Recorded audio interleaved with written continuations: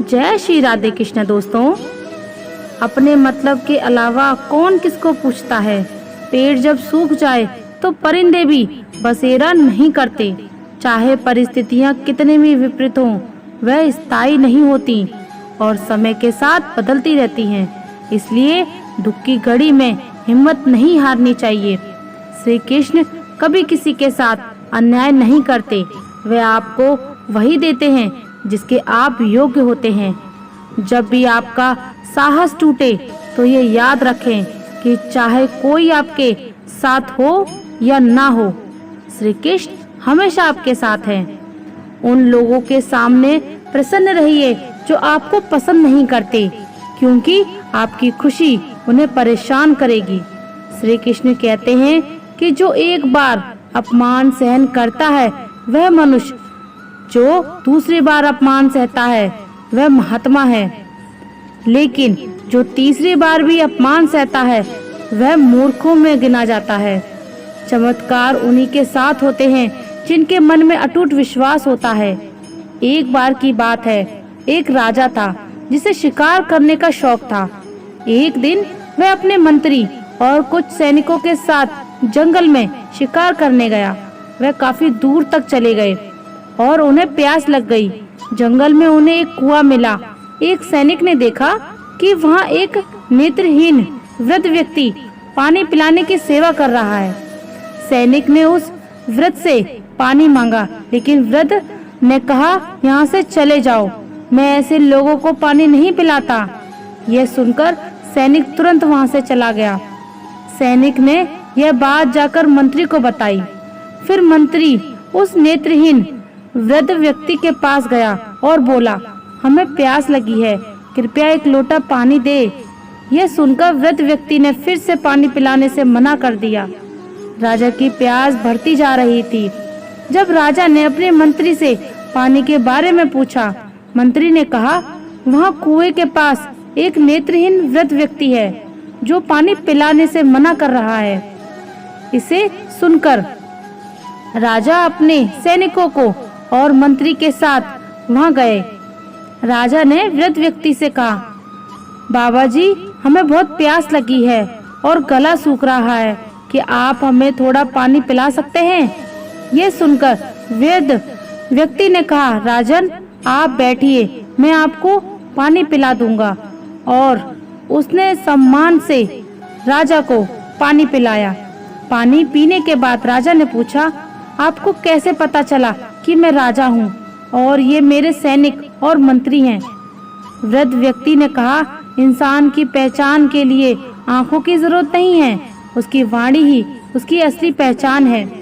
यह सुनकर सैनिक और मंत्री शर्म महसूस करने लगे। इससे ये सीखने को मिलता है कि वाणी से बढ़कर कुछ भी नहीं है। अगर हमारी बोलने की कला अच्छी है तो हम जीवन में कुछ भी हासिल कर सकते हैं। अकेले चलना सीखिए, क्योंकि ये जरूरी नहीं कि जो आज आपके साथ है वे कल भी रहेंगे। यदि कोई आपसे ईर्ष्या करता है तो यह उसकी समस्या है, आपकी नहीं। यह आपकी योग्यता है जो उसे जलन का अनुभव करा रही है। मनुष्य अपने दुख से अधिक दूसरों के सुख को देखकर दुखी होता है। अत्यधिक सोच विचार करके हम ऐसी समस्याएं पैदा कर देते हैं जो वास्तव में कभी भी थी ही नहीं। आस्था के साथ प्रार्थना करें, ईश्वर आपको वही प्रदान करेंगे जो अपने सच्चे दिल से मांगा हो। विश्वास करते समय सतर्क रहना भी जरूरी है, क्योंकि कभी कभी अपने ही दांत जीभ को काट देते हैं। अपना समय किसी को देने से पहले अच्छे से सोच लेना, क्योंकि आप हर चीज वापस ले सकते हैं, लेकिन दिया हुआ समय लौटाया नहीं जा सकता। जीवन की यात्रा को प्रसन्नता से तय करें। मानेंगे तो आनंद है, नहीं तो समस्याएं तो हर दिन है ही। किसी से अत्यधिक लगाव रखना हानिकारक होता है, क्योंकि लगाव उम्मीदें लाता है और उम्मीदें अक्सर दुख का कारण बनती हैं। अपने कर्मों पर विश्वास रखें, आपको अपनी अपेक्षाओं से सदैव अधिक मिलेगा। लोग छोटी छोटी बातों पर साथ छोड़ देते हैं, लेकिन श्री कृष्ण थोड़ी सी प्रार्थना पर भी आपका हाथ थाम लेते हैं। हर किसी का समय कभी न कभी बदलता है, इसलिए हमें समय के साथ चलना चाहिए। यह सोचकर कठिनाइयों का सामना करें कि चाहे धूप कितनी भी तेज हो, वह समुद्र को सुखा नहीं सकती।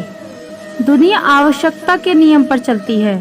सर्दियों में जिस सूरज का इंतजार होता है, उसी गर्मियों में तिरस्कार भी होता है। इसलिए आपकी कीमत तभी होगी जब आपकी जरूरत होगी।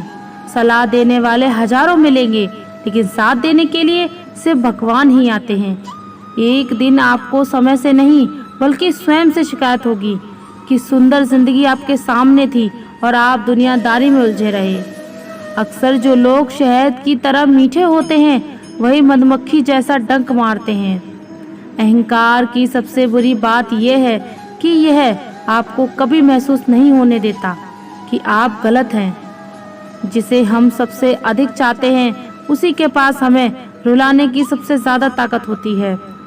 किसी भी समस्या का हर कोई अपने अपने अनुसार समाधान बताता है, इसलिए किसी के दिखाए मार्ग पर चलने से पूर्व अपनी बुद्धि द्वारा यह आकलन अवश्य कर लेना चाहिए कि मार्ग बताने वाला कहीं स्वयं मार्ग भटका तो नहीं रहा। अगर आपकी खुशी इस बात पर निर्भर करती है कि बाहर क्या हो रहा है, तो आप हमेशा बाहरी परिस्थितियों के गुलाम बने रहेंगे। सत्य की भूख सभी को लगती है, लेकिन जब सत्य परोसा जाता है तो बहुत कम लोगों को इसका स्वाद अच्छा लगता है।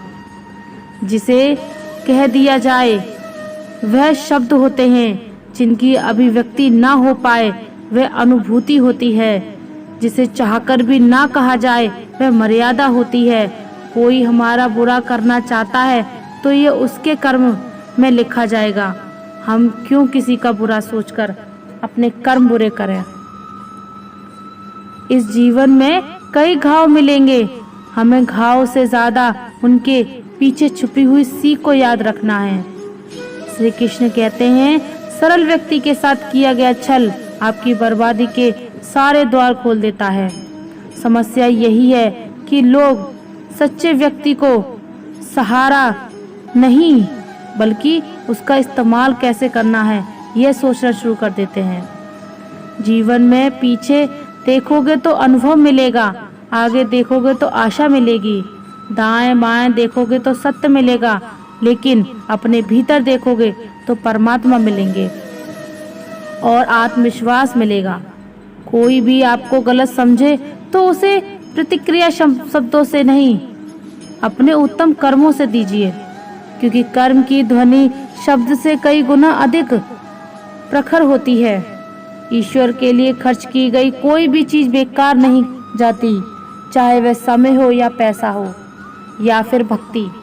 परमात्मा ने आपको सबसे अलग बनाया है, इसलिए दूसरों के जैसा बनकर अपनी वास्तविकता को नष्ट मत कीजिए। किसी पर भी अटूट विश्वास नहीं करना चाहिए, क्योंकि नमक और चीनी का रंग हमेशा एक जैसा होता है। अक्सर बढ़ती हुई समझ जीवन को मौन की ओर ले जाती है। अगर आपको झुकना है तो किसी की विनम्रता के आगे झुको, किसी की शक्ति के आगे, रूप के आगे और धन के आगे कभी मत झुको। उगते हुए सूरज और दौड़ते हुए घोड़े का चित्र लगा लेने से सफलता नहीं मिलती।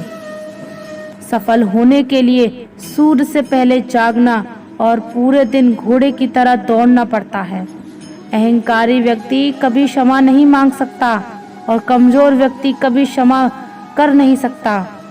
क्षमा मांगना तो नर्म व्यक्ति का गुण है और क्षमा करना शक्तिशाली व्यक्ति का गुण है।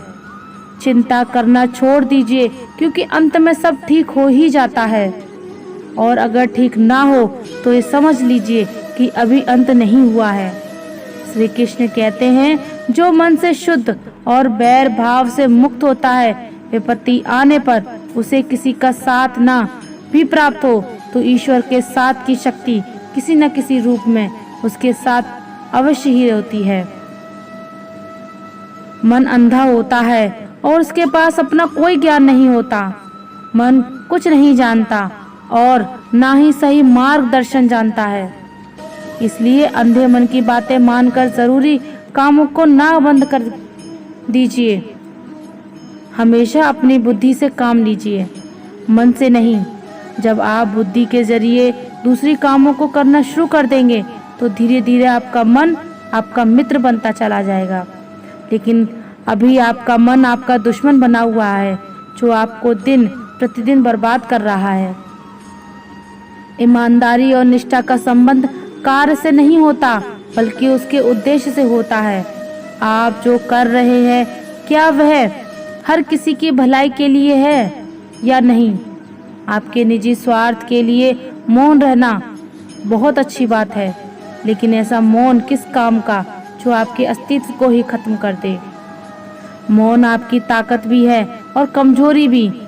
बस आपको ये पता होना चाहिए कि कब आपको मौन रहना है और कब नहीं।